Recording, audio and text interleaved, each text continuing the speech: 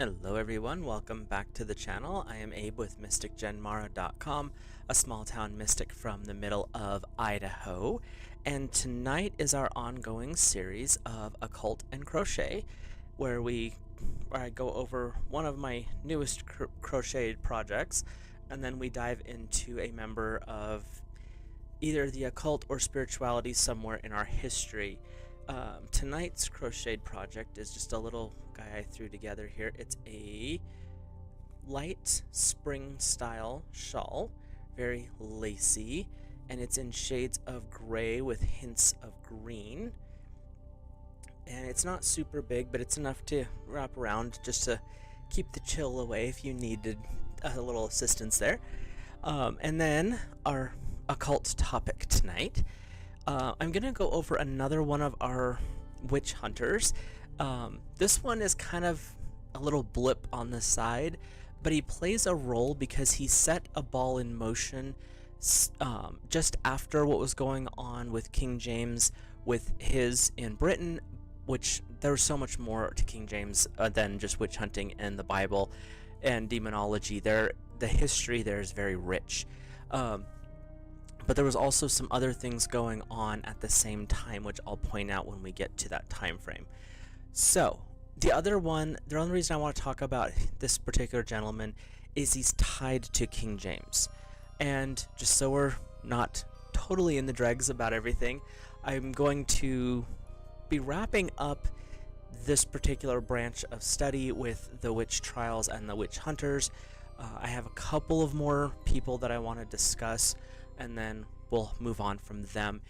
If there's anyone or a certain area of spirituality you're interested in, wanting to know who is involved, let me know.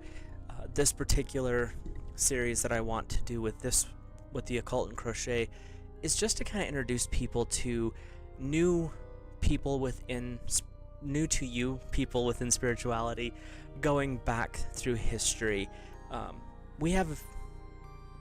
I'll get into the story here in a second, but we have conservatively 6,000 years.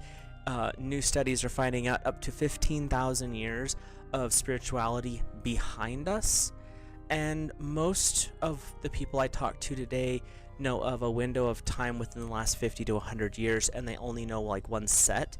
So what my goal is with doing this series is to just give you a little bit of an idea of who else might be out there and how we ended up in some of the situations we are today. So with that, we're going to hop into, his name is Peder, P-E-D-E-R, Munk.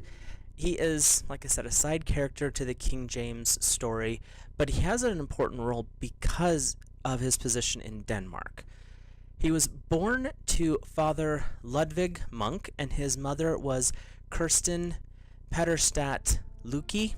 I had to actually go and look up how to say that name because it's spelled L-Y-K-K-E, but it's said Lykke. Peter came bouncing into the world on April of 1534, and it was officially his birthday, on paper anyway, it was the 22nd of April. Peter's young life was not super happy for what little of it that I could dig up and find. It appears he lost his father a few years after his birth. Ludwig passed away in 1537, so Peter was only about 3 years old at the time. And I could not find any images of Peter. I couldn't find a wood carving, I couldn't find a painting, nothing. So, images for this one are going to be very slim. Not much, like I said, is known about Peter's young childhood. His trail just disappears after his father passed away, until he is an adult when he joins in with the Danish military, specifically the Navy is what it looked like. It also appeared that he married his first wife, Karen Skeel, in 1566. And as I said, there's not a lot about his younger life. In 1575, he did achieve the rank of Admiral of Denmark, or Admiral of the Realm, which is a very high political position, and this is where we start getting interesting with him. He later would gain a new position in 1588, and this was on the Council of Regents for Christian IV, who was the king, I believe, of the area. And Here is where we weave him into the web of witch hunting and King James. After receiving his position on the council, Peter was offered another position. Like, this man started stepping up and went rockets, to oversee or rule over, depending on how you want to look at it, the islands of Orkney in 1589. This offer was made by the Scottish ambassador as part of the marriage to King James by Princess Anne of Denmark, so this was part of the dowry. Anne was a sister to Christian IV, so this was a huge assignment for Peter and quite the upgrade from just a simple admiral. Shortly after accepting the position, it was decided that Peter and a select group from the council, or the inner royal circle, however you want to look at that, would make this journey. They would be the escorts for Anne of Denmark on her trip to Scotland to officially marry in person King James. And if you wonder why I say that, if you go back and watch the King James episode, they were married separately, but it was almost a year and a half before they actually got together. So Peter would set sail with this entourage on the 9th of September 1589. This fleet of 18 ships was led by Admiral Henrik Knudsen, and I tried to find the phrasing for this, Guildenstern. It's a mouthful of a name, lots of Y's in there. This was not a fun sailing trip, though, to put it mildly. One of the ships eventually would spring a leak and need to go to port to be repaired. A little bit later, it was decided that 3 of the ships were not seaworthy and were sent home, leaving from the 18 to start with, only 15 continue on. While this was all happening, King James was waiting in the Seton Palace in East Lothian. Sorry. And the only deaths that were attributed to this particular trip occurred while he was waiting there, and they were attributed to a ferry boat. And this ferry boat was moving people from one place to another so that everything would be ready when Anne of Denmark arrived. I mention this for a specific reason.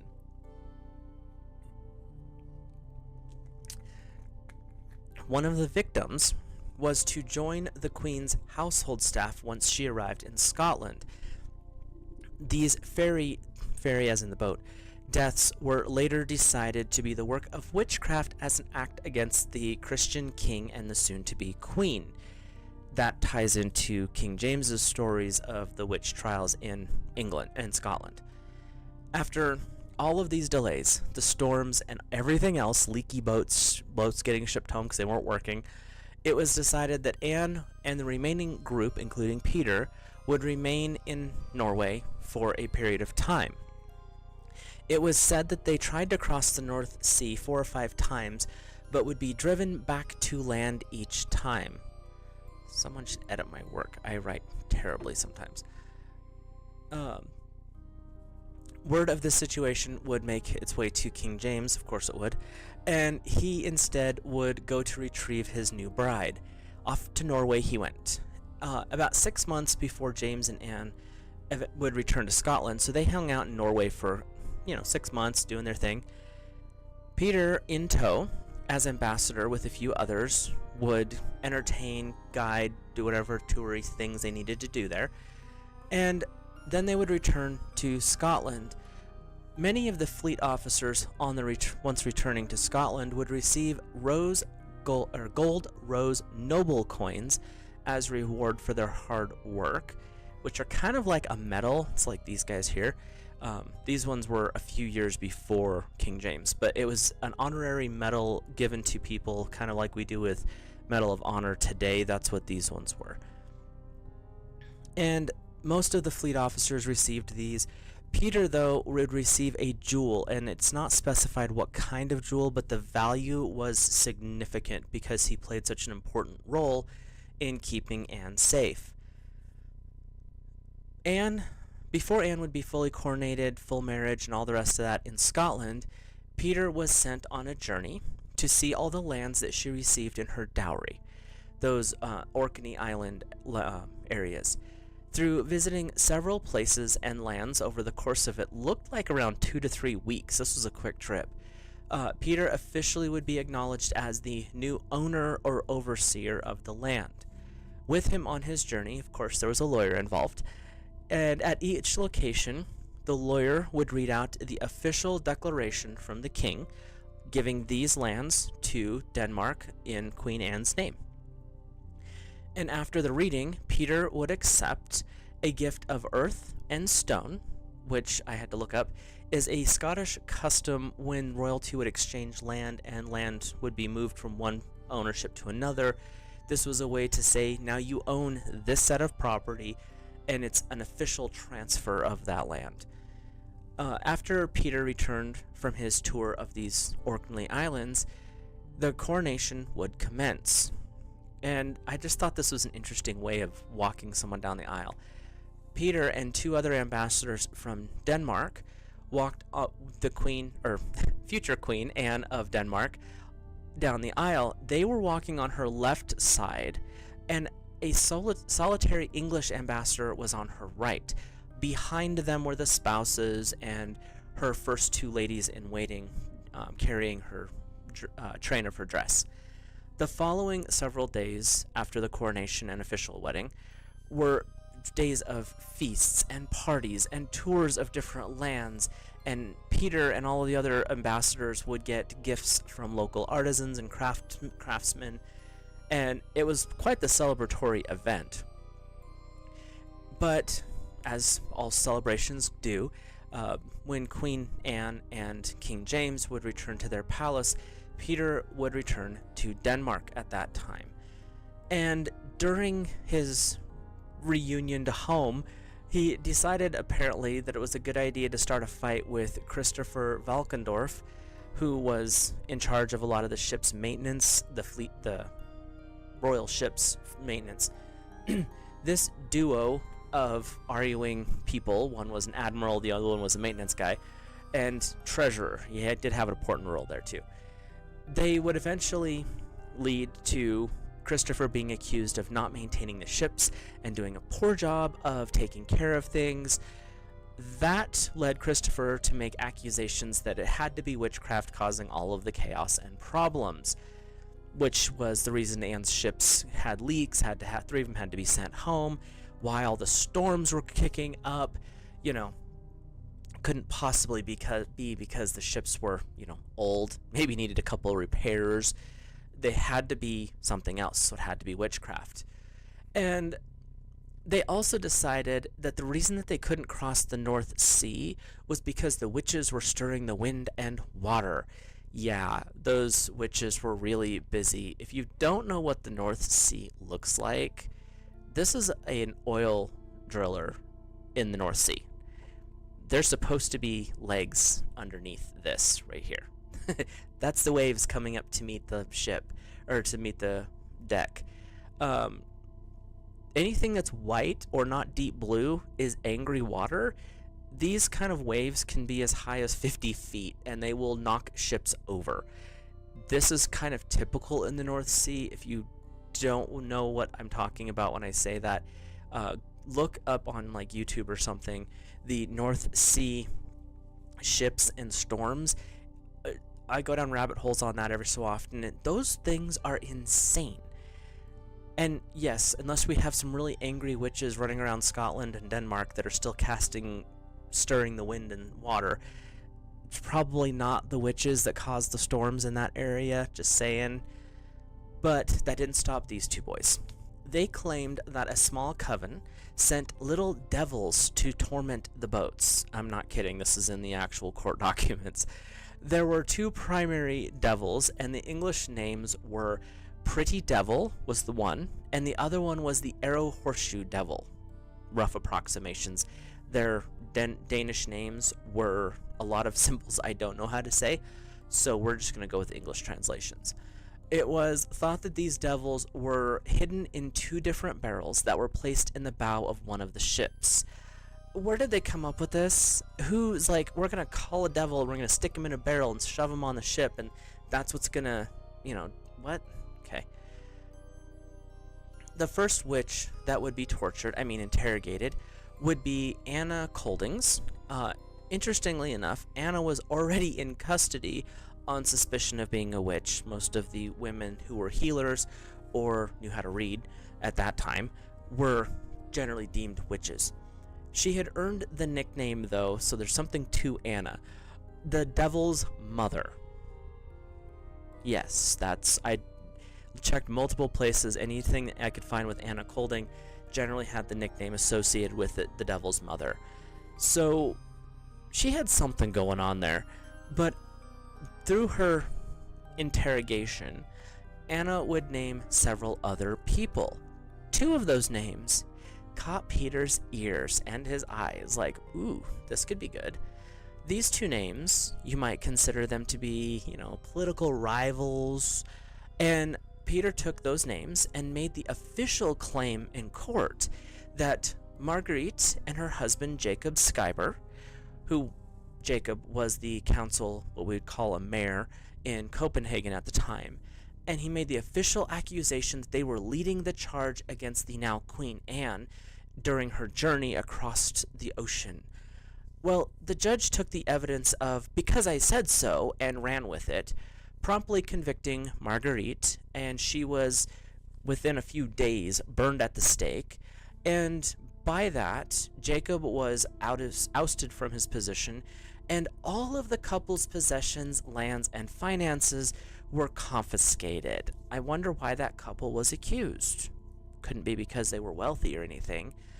Couldn't be because of their position and power. Maybe they were pushing against some of the stuff that Peter was talking about. No, couldn't be any of that. Had to be witchcraft. Again, when you start looking into this dark period of history, the amount of death that was associated from ignorance, stupidity, or plain outright greed is astronomical.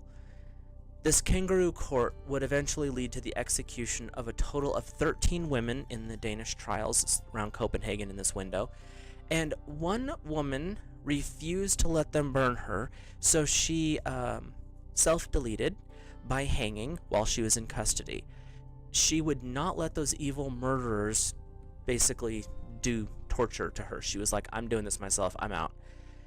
And for those who are interested, this was also during the same time as the Trier witch trials in Germany, as I referenced in the first of the video. This was when I was discussing Johann von Schonenberg.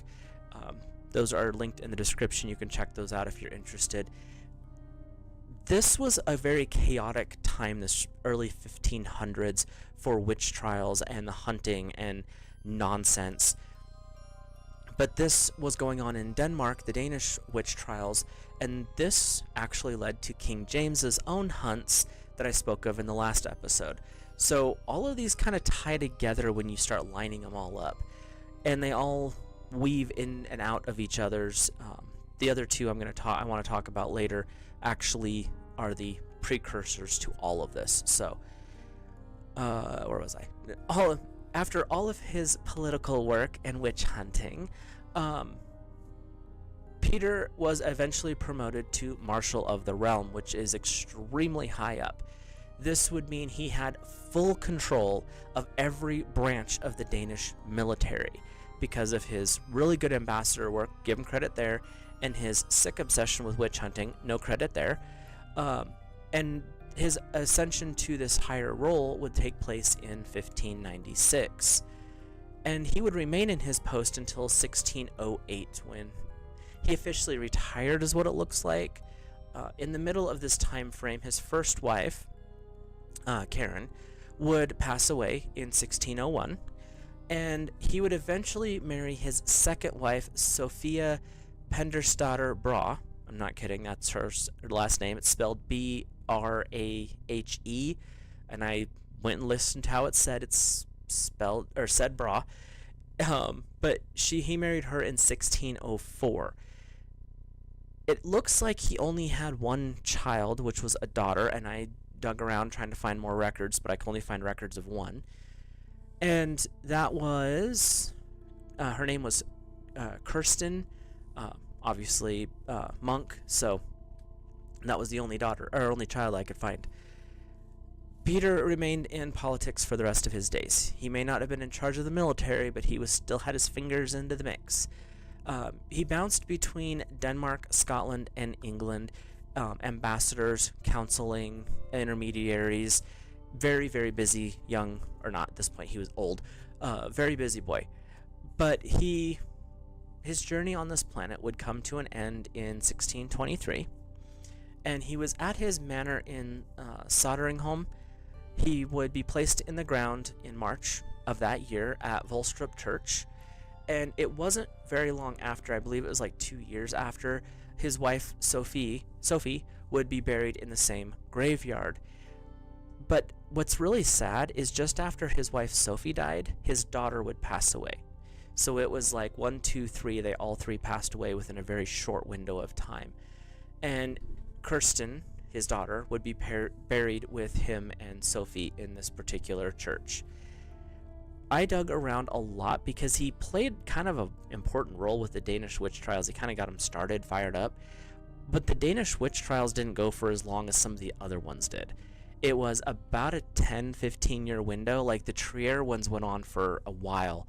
And the whole era of witch hunting during this time was really intense, but it was the second wave. But I wanted to bring him up because literally there was a couple of other people that were involved in the witch trials in Denmark, but they were very small, like the Christopher Valkendorf. He was involved, but he was more of a side character. He wasn't directly involved in the big trials. So he was brought in for, that's the reason I wanted to talk about him, is it also ties into what he was doing in Denmark led to King James doing what he did in Scotland and England and Wales. So these two in particular are tied really close together, but this little duo here was inspired by what was going on in Germany with the Trier witch trials with Johann.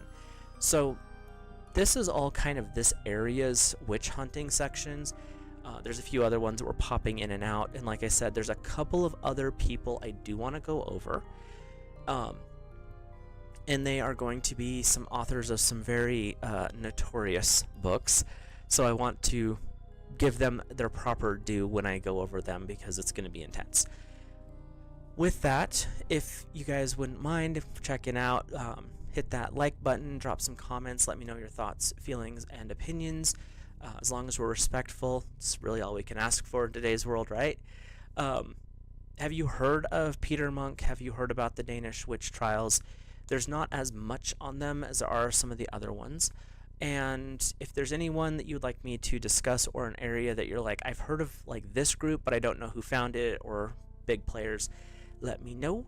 With that, I will let you guys go. Have a great rest of your night and a great rest of your week, and I will see you in the next episode. Where's the button? There it is.